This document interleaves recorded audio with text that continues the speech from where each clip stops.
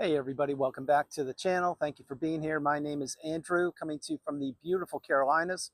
Today's topic is going to be dating and the narcissist. Think about that for a minute. Everyone, if you like the content, please like, subscribe, and share. So many times people are inquisitive. They're inquiring, what about getting back out into the dating scene? How do I know if the person I'm interested in is a narcissist or a toxic person? I'll jump into that and so many more items during this video. First of all, many times people also say, hey, the relationship that I had with the narcissist, it wasn't a romantic relationship. It was my mom or dad or my sibling or my coworker or friend. I understand all that, but this video you can utilize if you are dating, if you are still married to someone you're questioning, or if you're interested in getting back out into dating. So diving in, here we go. First of all, when you were in the relationship with the toxic person, the narcissist, if it was a romantic relationship, the first red flag was it was moving at light speed, most likely.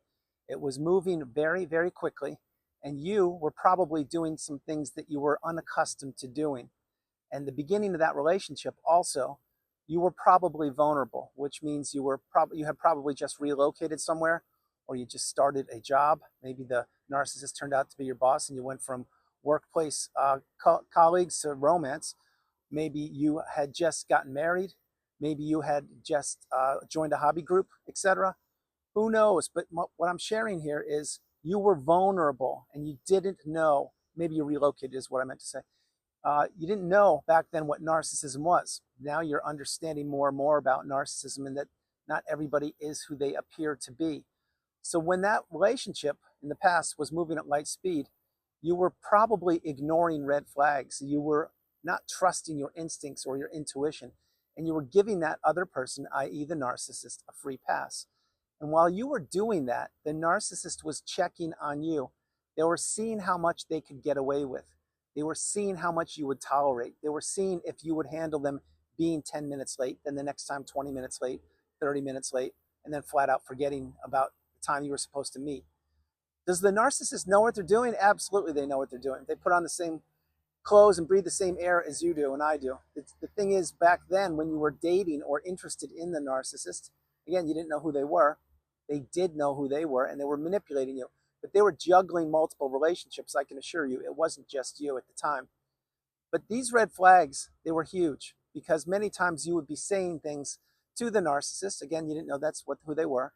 And they would be completely looking at you or eyeing or umming or rolling their eyes or just saying things because they didn't know how to respond or react. So you see, what they were doing in the beginning of that relationship is they were learning about you.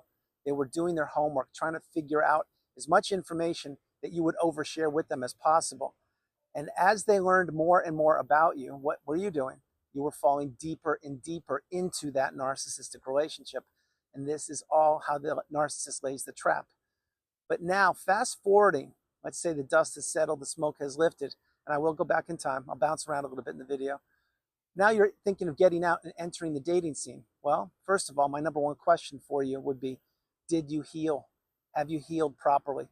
Have you taken time out post-narcissistic relationship to wrap your head around what narcissism is, to slow your life down, to process things, to journal, to meditate, to see a therapist, to heal childhood wounds, and to be with yourself? You see, there are two different things here. One, the narcissist does not want to be alone. That's why they need smartphones. That's why they need attention, and they need to steal people's energy and resources. You, post-relationship, you are comfortable in your own skin, or you are learning to become comfortable in your own skin, and that's a good thing. Being on your own, learning about who you are without the drama and the toxicity of the narcissist is the path. Now, again, that relationship that you were a part of, it ended with the thud, a crash, a bang. You were probably discarded, or maybe you ended it yourself. Either way, my heart goes out to you because you were in a toxic, challenging, narcissistic relationship. And these are the relationships you need to heal from. So now, again, like I'm sharing, let's say that you've healed or you're really on the healing path and you're getting interested in somebody and you're considering dating or seeing who this person is. I would really tread cautiously. I would tread carefully. I would not overshare information about you. I would be doing more listening than talking.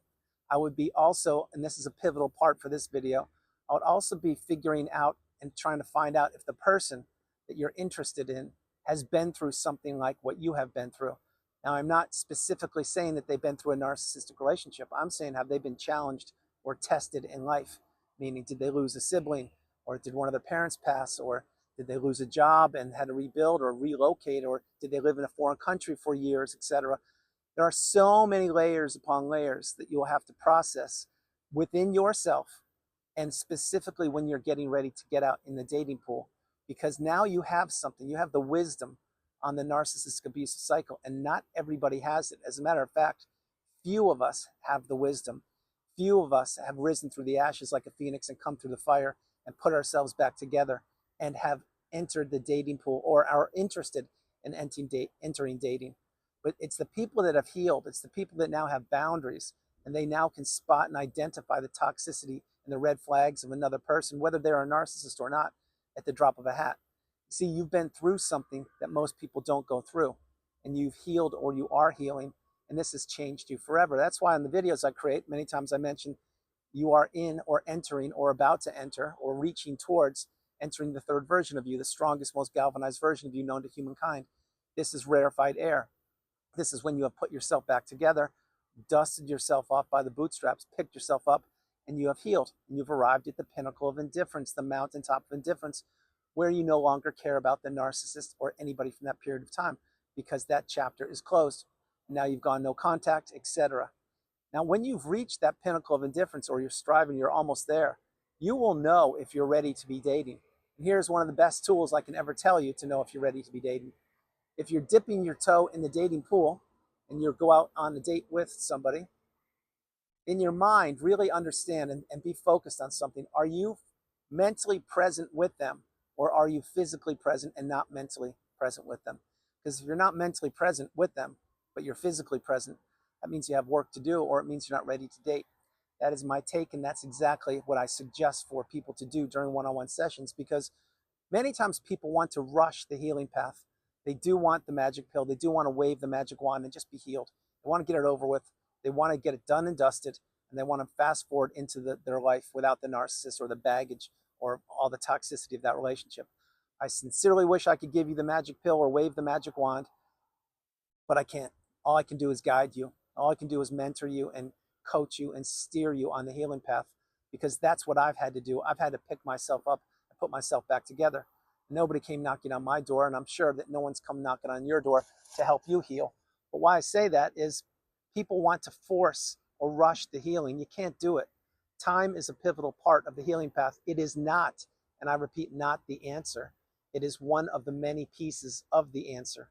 Other answers are, like I said, slowing your life down, removing toxicity, processing narcissism, really being alone with yourself, testing yourself, whether you want to be tested or you were tested, meaning maybe you were isolated and trapped in your house post-narcissistic relationship and you were crumbled up like a sheet of paper and thrown away on the freeway. Well, you weren't meant to exist, but that's when you used all of that time and placed the energy into yourself. And if that's what you've done or that's what you're doing, that's a good thing. And only you will know when you're ready to get out and date. Only you will know when you're ready to get out and create new friendships or relationships. Nobody can tell you what to do. This is your journey. It's your path. It's made by you, and it's for you, and it should be cherished and embraced by you. There should be no longer narcissism in your life if you can avoid it. That is why I suggest to go no contact, etc. But let's say that you are dating somebody, and let's say it's been a few weeks now and things are going well. Well, all of a sudden, maybe you're falling into some comfort here, and you're really saying, wow, this person's great. They're saying everything properly. They're passing all the tests. They're doing the right things. They're opening doors for me, or they're paying for the bill at the restaurant, or when they tell me they're going to call me, they call me, etc. Well, this is great, but think about something. It's only been a few weeks. Now, when you were in that narcissistic relationship, it probably was a lot longer than a few weeks. So give this new budding relationship time and see how it moves along. See how it is tested. See if you can say the word no to the person when you need to say no, not just to test them and say no to throw a curveball at them. I'm saying if you can't make an appointment or arrangement or a dinner or something, you can't pick them up, tell them no and just see what they do. If they're like, fine, that's good, I get it, I'll look elsewhere for a ride, or I understand you can't meet me, I'll see you next week. Well, then that's good. You put up a boundary because you actually couldn't do it, and you said no, the strongest word in the English language. And if they accepted that, that is a good thing. See if they say, if they accept your no again and again and again. Now, I'm not saying to throw curveballs and make all these people jump through hoops that you're interested in dating or getting into relationships with. But I am saying use your discernment, use your superpower. Do not overshare information. Do not mention about the past relationships that you were a part of. At least that's my take. You can do what you want. If you want to mention that you were in a toxic narcissistic relationship, go for it. I personally wouldn't do that. I would just let this relationship, the budding new relationship, run its own course or its own path without the toxicity of the relationship that you were out of perhaps years ago. The new person that you're interested in, they too should be opening up and sharing things about them with you. And you should notice how they're talking about their parents. You should notice how they're talking about their past relationships. And you should notice how they're talking about their finances and their hopes and their dreams and their aspirations. You see, these are all things that you now know because you were in the narcissistic relationship in the past. And these are all things that you shared with the narcissist, and they weaponized them against you. But now when you do more listening than talking, then you can really understand who this person claims to be, although we don't know yet who they are. But you can test them and you can use your discernment. Are they really who they claim to be? Well, time will tell. But are they at dinner with you, let's say this Friday night at 7 o'clock in your favorite restaurant? And are they 15 minutes late and then rolling in on 15 minutes late when you've been waiting there for them? And are they on one of their 3 smartphones? And are they batting their eyelashes or flirting with the waitstaff? Or are they texting and laughing while they're ignoring you at the dinner table? Or are they going to the bathroom a few times and taking their phone with them? You see, these are all red flags. These are all red flags you did not pay attention to. And my hope is if you've seen any of these, you identify them, you do not ignore them, and you can address them. You could call them out and say, hey, you know, we're on this dinner date and I was really looking forward to it and I was hoping you were too, but can we leave the phones in the past? You know, turn them off or just enjoy each other's company and see what they say. If they turn the phone off and say, oh my gosh, you're right. What was I thinking? They turn it off and then they start focusing on you and the conversation. Well, that's a good thing. But then again, let's say you go out to dinner again next Friday night. See what they do again. Are they late? Are they triangulating? Are they on their phone? Do you have to remind them? You see, in a reciprocal, healthy two-way relationship, one person gives, the other person receives, and the other person gives, and the other person receives. It's like a tennis match going back and forth and back and forth. And it should be effortless. It should be comfortable. It should be authentic. There should be no games, no smoke and mirrors, no manipulation, no, oh, I'm the victim. No, oh, I'm so sorry, I won't do it again. No. These people, which is what I shared with you earlier, the potential candidates to enter in romantic relationship with you, they should know who they are. Now, when I say that, I say it very strongly because I know who I am post-narcissistic relationship. And my hope is you are learning about who you are or you know who you are post-relationship. Once you figure out who you know who you are, when you know who you are, this means you're at the pinnacle of indifference. It means you've healed and you now know and are comfortable in your own skin. You know what you've been through changed you forever, but it changed you for the betterment. It improved your life and your outlook and your circumstances. Although when you were in it, it seemed like anything but anything was going right because when you were in the relationship, it wasn't going right. It was going sideways and you were trying to put out all the fires that the narcissist was starting. But with this person, the potential dating candidate, if they don't know who they are or they weren't tested, and if they're just walking through life in the everyday fog, I would be very careful. I would be extremely careful with these people because they may not claim to be who they are, number one. Number two, if they haven't been tested, who knows how they will behave when they are tested. Remember, when you were in the narcissistic relationship, you were tested each and every day, week after week, month after month, year after year. And the narcissist was giving you tests on purpose. Now, post-relationship, you don't need to be tested by anybody but yourself. And also, you need to be administering tests to see if the new potential romantic interest will pan out. Are they who they say they are? Do they have too much baggage? Are all their former romantic relationships being blamed for the ending of the relationship? I'll focus on that for a moment. Remember, when you were in the narcissistic relationship, they probably told you their former spouses or romantic interests, they were all at fault. Well, the narcissist can't do what? That's right, they can't introspect and they can't be accountable. So they will throw anybody under the bus they can, and they threw all of their former relationships under the bus.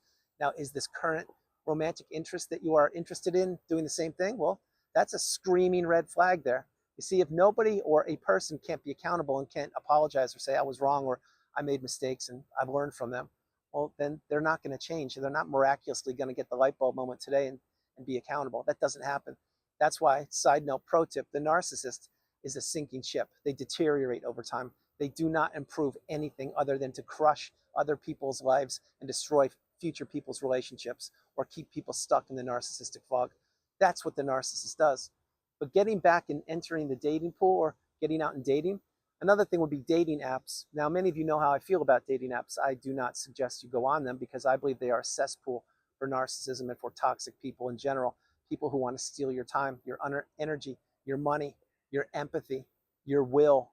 That's my take on it. Now, are there good people on dating apps? I'm sure there are, but I believe they're few and far between. And for you to meet somebody on a dating app who is similar to you, I don't think the chances are that high. I also think that you will be burning yourself out by a beautiful picture on a dating app when maybe you're talking to 2 or 3 different people on these apps and all their pictures look amazing. They look beautiful, like an Adonis or a supermodel. And you're talking with them and you're getting excited because the picture looks in a certain way and they're sending you more and more pictures of them, etc. And then what happens? Maybe you jump on a video call with them and they don't look anything like the Adonis or the supermodel. They look like a shorter, spaghetti stained, roly-poly person whose hair is falling out. They haven't shaved in 3 weeks. They have no teeth, and they are challenged with the language, whatever language you're speaking in. You see, that's what the narcissist does. That's what a toxic person does. They are not who they claim to be. So I would not be on dating apps. That is my take, and I stand by it. But if you're on one, good luck, and I hope that things work out well for you.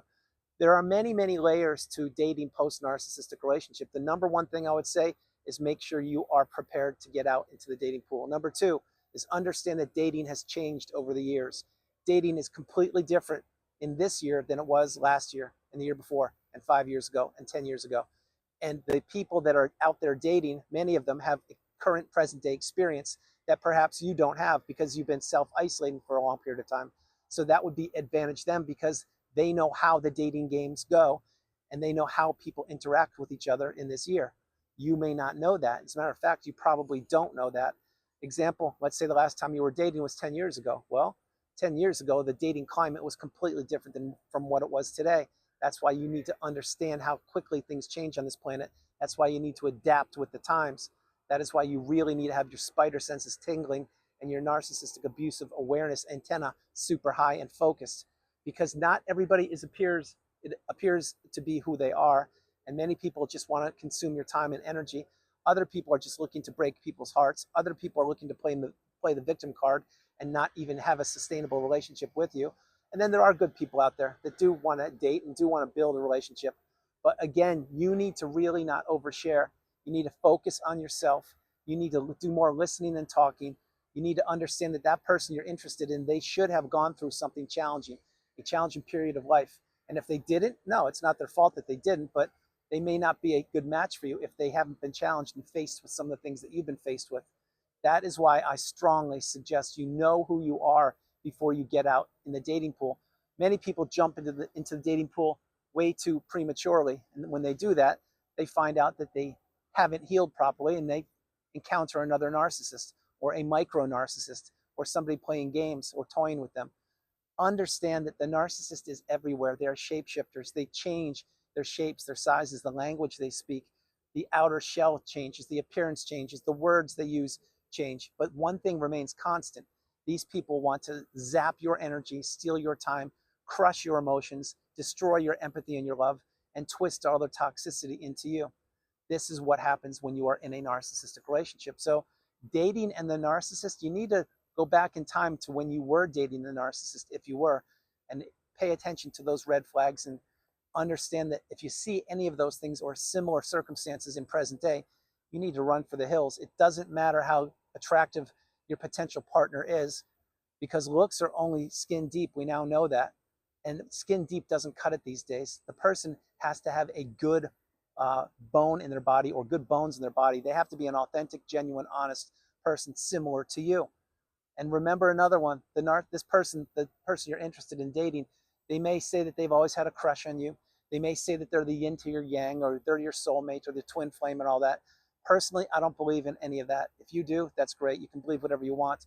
But what I believe in is somebody who knows who they are, what they want, what they don't want, where they're going, and they want to do it with somebody else, which is you. That's why you need to find like-minded people who have been through the fire and risen through the ashes, whether it's a narcissistic abusive cycle or not, but they've really been tested and challenged. And if you find somebody like that, well, then enter the relationship, but take it slowly, take it cautiously. See what happens when you tell them, no, you can't make it this weekend. See what happens when you go a couple days without talking to them, which is another thing. Before I close the video, I'll share this. If the person you're meeting, and there's so many layers to talk about, but if the person you're interested in dating, or you are dating, if they begin to text you or call you at a certain hour in the morning or a certain hour in the evening, like clockwork, my take is run for the hills.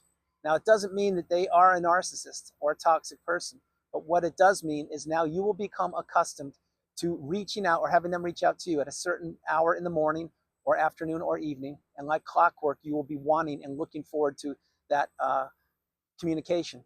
And once that is ingrained, example, let's say this person texts you every night at 7 o'clock and it goes on for a month. Well, then you get accustomed to that and you start looking forward to it, and they know it. And so once that person starts pulling back to 7:15 or 7:30, well, then what are you doing? You're wasting more and more of your time. And then eventually those texts or phone calls will disappear or get shorter and shorter, or they will start dumping more and more verbal abuse into the phone, or telling you that they can't make it, that something's come up, etc. When this happens, you need to really run for the hills, because this is just a script that's going around and around and around. And this is what the narcissist does. They want to keep people on hold. It's almost as if they have an agenda. Okay, at 7 o'clock at night, I text this person. At 7:30, I send out the template text to these 3 people. At 8:15, I call this person. At 9:15, I have to send out more template texts to the people that responded to the 7:15 texts. This is the loop that goes around and around and around, and it goes around 24 hours a day, 7 days a week, 365, counting leap year this year, 366.